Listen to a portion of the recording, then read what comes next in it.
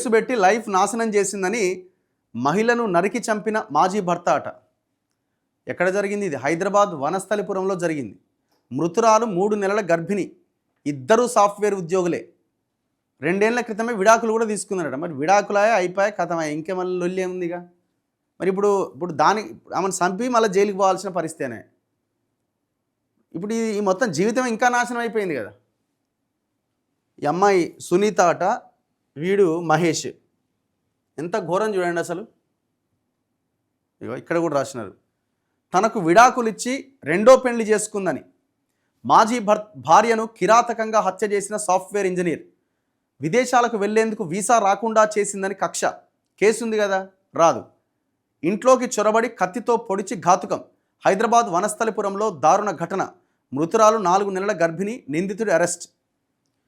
గృహహింస కేసు పెట్టి విడాకులిచ్చి వీసా రాకుండా చేయడమే కాకుండా మరో పెళ్లి చేసుకొని హాయిగా జీవిస్తోందనే కక్షతో విచక్షణ కోల్పోయిన ఒక వ్యక్తి తన మాజీ భార్యను హతమార్చాడు.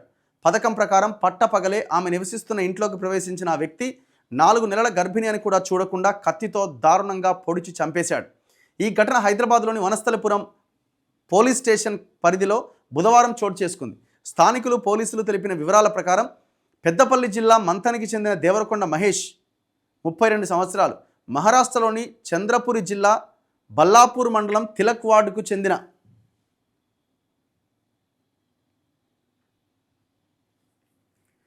బుద్ధార్తి సునీత అమ్మాయి పేరు. 30 ఏళ్ళు.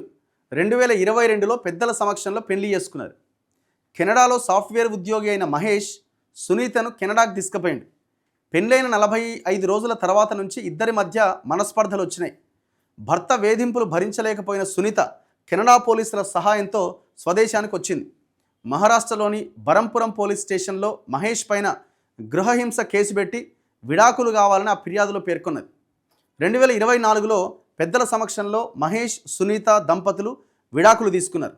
అనంతరం 2025 ఏప్రిల్లో వనస్థలిపురంలోనే ఉండే ఉడుకుల శ్రీనాథ్ను సునీత పెళ్లి చేసుకుంది. శ్రీనాథ్, సునీత దంపతులు వనస్థలిపురం గ్రీన్ సిటీ కాలనీలోని ఒక అపార్ట్మెంట్లో కాపురం పెట్టారు. శ్రీనాథ్ తల్లి, తమ్ముడు కూడా వారితోనే ఉంటున్నాడు. మరోపక్క ఇటీవల తల్లిని కోల్పోయి మనోవేదనకు గురైన మహేష్ తిరిగి కెనడాకు వెళ్లేందుకు ప్రయత్నించాడు. కానీ సునీత తనపై పెట్టిన కేసుల కారణంగా వీసా మంజూరు కాలే. దీనిపై సునీతపై కక్ష పెంచుకున్న మహేష్ ఆమెను చంపాలని పథకం వేశాడు. సునీత వనస్థలిపురంలో ఉంటున్న విషయం తెలుసుకొని సమీపంలోని తుర్కయాంజాల్లో ఒక ప్రైవేట్ హాస్టల్లో చేరిండట.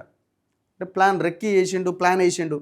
రహస్యంగా సునీత కదలికలపైన దృష్టి పెట్టి ఆమె ఉంటున్న అపార్ట్మెంట్, ఫ్లాట్ వివరాలు తెలుసుకున్నాడట. సునీతను హత్య చేయడానికి 2 పెద్ద కత్తులు, చెట్లు కోసే రంపం, పెట్రోల్ సమకూర్చుకున్నాడు. బుధవారం ఉదయం సెల్ఫ్ డ్రైవింగ్ కారును అద్దెకు తీసుకున్న మహేష్ ఆ సామాగ్రిని ఓ బ్యాగ్లో పెట్టుకొని సునీత ఇంటికి పోయిండట. సునీత ఉంటున్న అపార్ట్మెంట్కు చేరుకున్న మహేష్ 4వ అంతస్తులో ఉన్న ఆమె ఫ్లాట్లోకి పోయిండట. ఐటీ ఉద్యోగి అయిన సునీత వర్క్ ఫ్రమ్ హోమ్లో ఉండగా ఆమె అత్త బాల్కనీలో దుస్తులు ఆరేస్తున్నది. ఇంట్లోకి ప్రవేశించిన మహేష్ సునీతతో గొడవ పడుతూ ఆమెను ఒక గదిలోకి లాక్కెళ్ళిండు. వెంట తెచ్చుకున్న పెద్ద కత్తితో సునీత మెడ, తలపైన బలంగా కొట్టిండు. సునీత అరుపులు విని ఆమె అత్త కేకలు వేయగా అపార్ట్మెంట్లోని వారు అక్కడికి చేరుకున్నారు. కానీ తల మీద తీవ్ర గాయం కావడంతో సునీత ప్రాణాలు విడిచింది. ఇక తనను పట్టుకోవాలని ప్రయత్నించిన అపార్ట్మెంట్ వాసులను తన వద్ద ఉన్న పెట్రోల్ డబ్బా చూపించి బెదిరించిన మహేష్ సునీత మరణించిన గదిలోనే తలుపు పెట్టుకున్నాడు. విషయం తెలిసి ఘటనా స్థలానికి చేరుకున్న పోలీసులు తలుపులు పగలగొట్టగా పెట్రోల్ మీద పోసుకున్న మహేష్ ఆత్మహత్య చేసుకుంటాను అని బెదిరించాడు. పోలీసులు మహేష్ను చాకచక్యంగా అదుపులోకి తీసుకున్నారట. ఎంత దుర్మార్గం! వాడు సైకో అయిపోయింది. ఇక చూడండి ఎంత ఘోరమో. ఇది హైదరాబాద్ వనస్థలిపురంలో జరిగిందట, గ్రీన్ సిటీ కాలనీ.